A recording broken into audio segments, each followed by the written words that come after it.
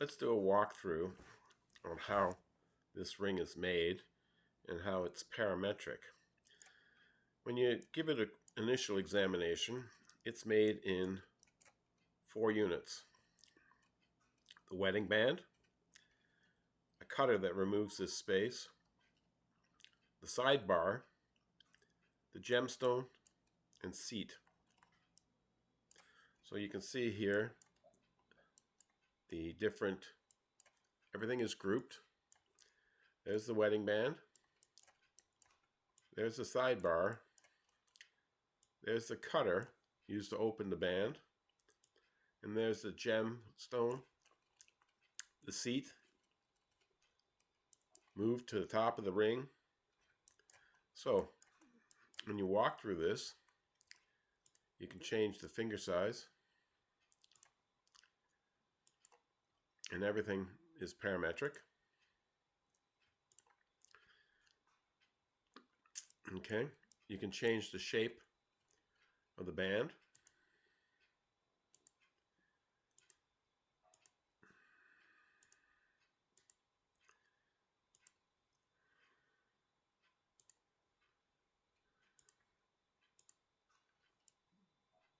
So whatever shape you want,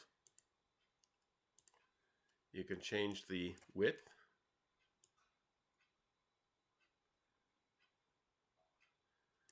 We haven't made this parametric, but we can make this mathematically parametric. So when you change the width here, that the things would change. But that's difficult because you need to adjust it for the size of the center stone as well. So we've left that separate. Okay? You can come down here. You can open the cutter. You can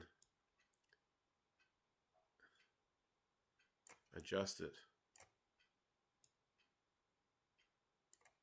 the way you want. You can change the center stone.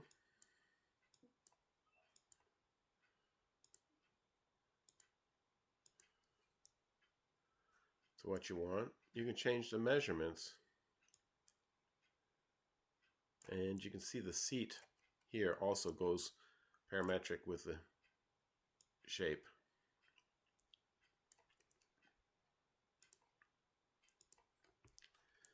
Here we've made the seat based off the offset girdle curve in here, and we can change the thickness. So if you want to use a cutter underneath, okay.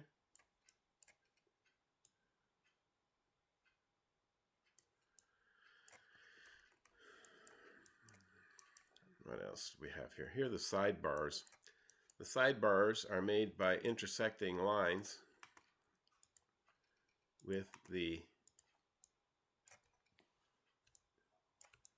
gemstone to create this curve here. So you can adjust this.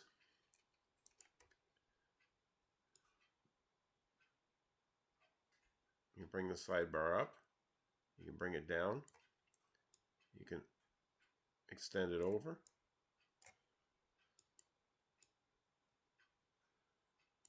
So it gives you lots of flexibility in this design.